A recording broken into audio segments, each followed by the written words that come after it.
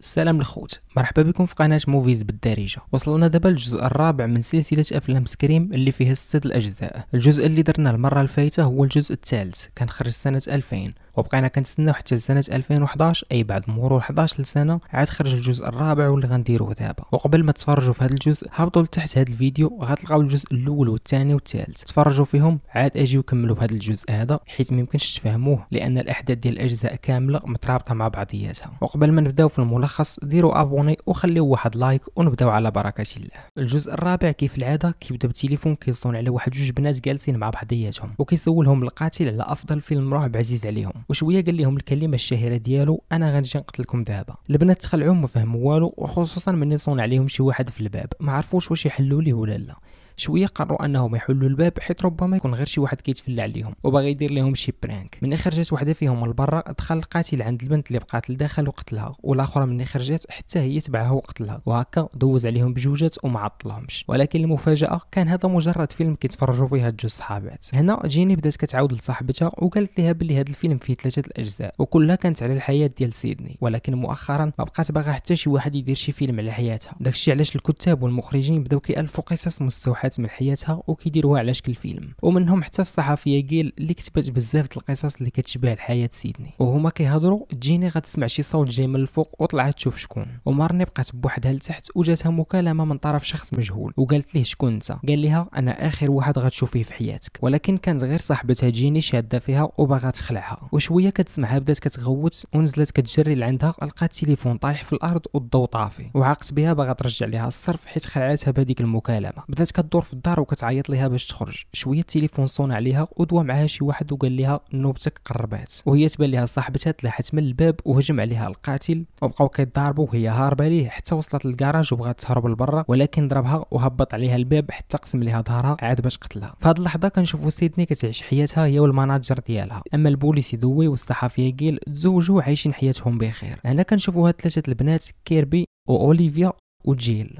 هاد الاخرى يعني جيل من العائله ديال سيدني بطله الفيلم. كنشوفوهم راكبين في الطوموبيل ديالهم وجيل جاتها مكالمه من طرف شخص مجهول وسولها على فيلم الرعب المفضل عندها وقال لها باللي غيجي باش يقتلها هي وصحاباتها. تخلعوا من هاد الهضره اللي قال لهم وبلغوا البوليس وعطوهم الرقم ديالو. هنا دوي كيدير في الخدمه ديالو وجات عنده جودي وعرضت عليه باش يمشي يتغدى معاها، وهما كيهضروا جاتهم مكالمه باللي شي جوج بنات تقتلوا ومشاو بالزربه لمكان الجريمه واللي هو الجامعه. المخرج هنا كيورينا جيل وصاحبها تريفور اللي كيتغوتوا حيت خانها مع صاحبتها وما بقاتش باغا تلاقى معاه. وهنا سيدني والصحفيه جيل تلاقاو في المكتبه اللي غتنشر فيها سيدني كتابها الجديد. جا عندهم ضوي وخبرهم بالجريمه اللي وقعت وحبسوا كاع الناس لداخل ديال المكتبه باش حتى واحد ما يخرج لحقاش المكالمه جات من هاد المكتبه. ضوي جبد التليفون ديالو وبدا كيصوني على رقم القاتل وهو يبدا التليفون يصوني في الطوموبيل ديال سيدني. من حلوا الكوفر كان هو وشي تصاور ديالها وعليهم الدم، وهذا الشيء كان رساله باللي القاتل رجع باش يقتل سيدني. من بعد مشاو كاملين لقسم الشرطه وبداو كيحقوا معاهم، وهنا دوي كيقول لمراته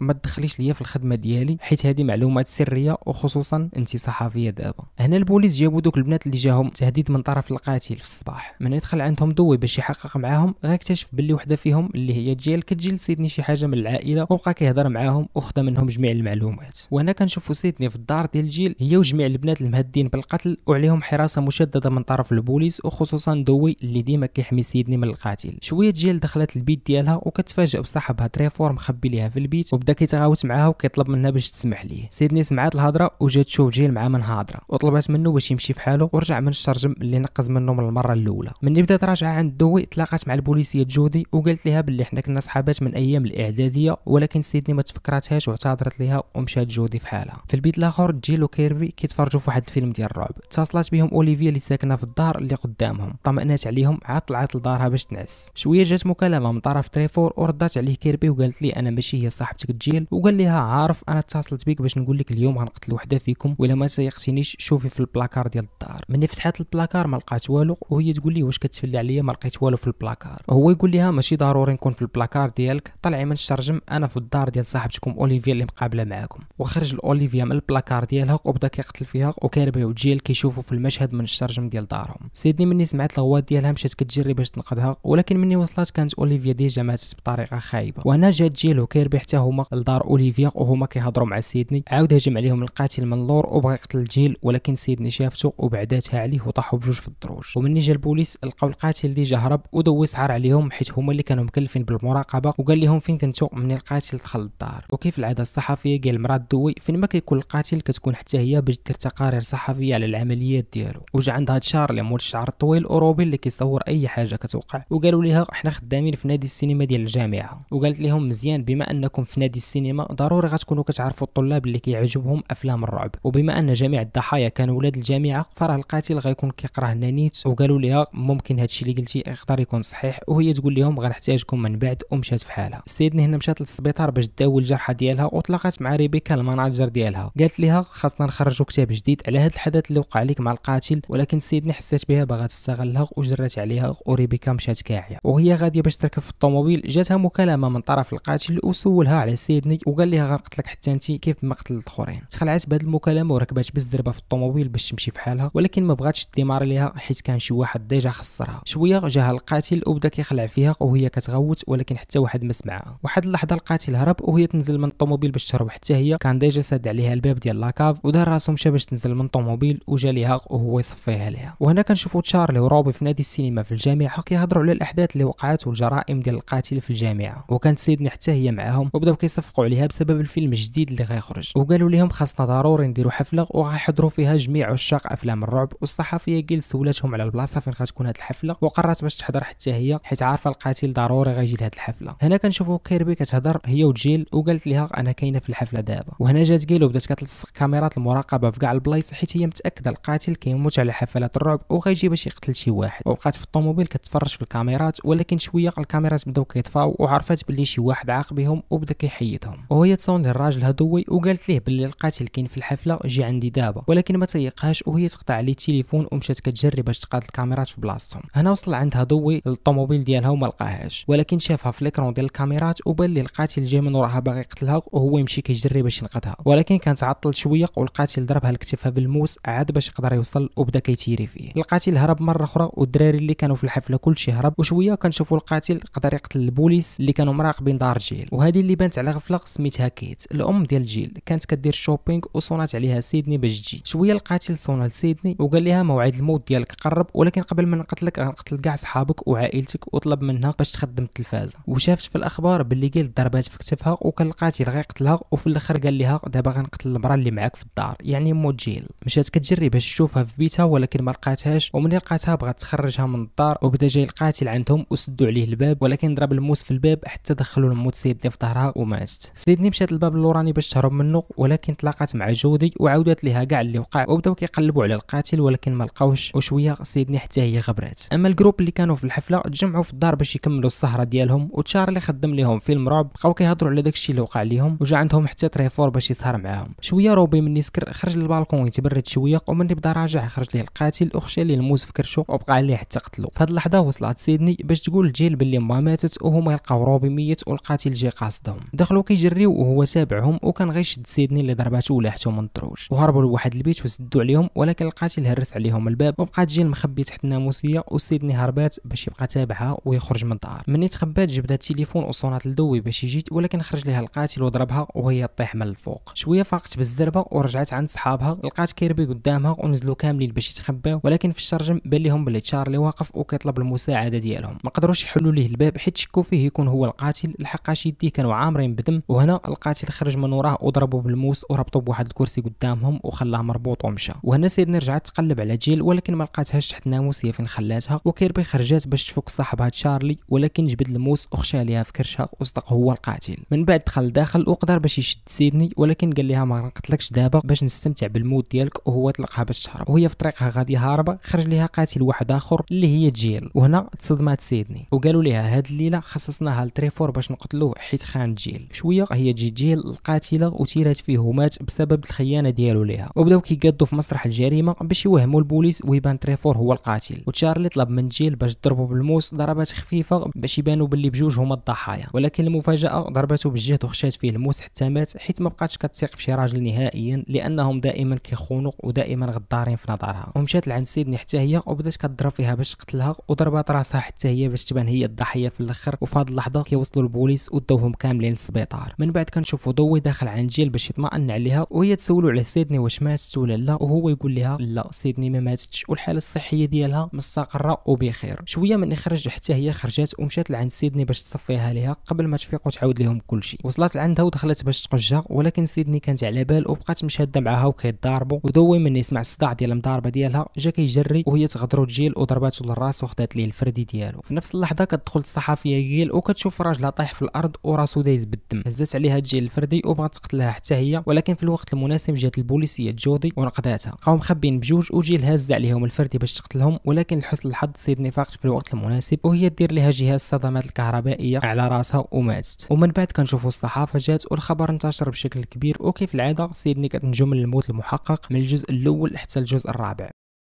ولكن واش غتموت المره الجايه وغتكون عندنا بطله جديده ولا لا؟ هادشي اللي غنعرفوه في الجزء الخامس اللي غتلقاوه تحت الفيديو في الوصف. وإلا عجبكم الملخص ديروا لايك واشتركوا في قناه موفيز بالدارجه اللي كتجيب لكم ملخصات افلام حصريه بالدارجه. تهلاو في راسكم ونتلاقاو في ملخص جديد.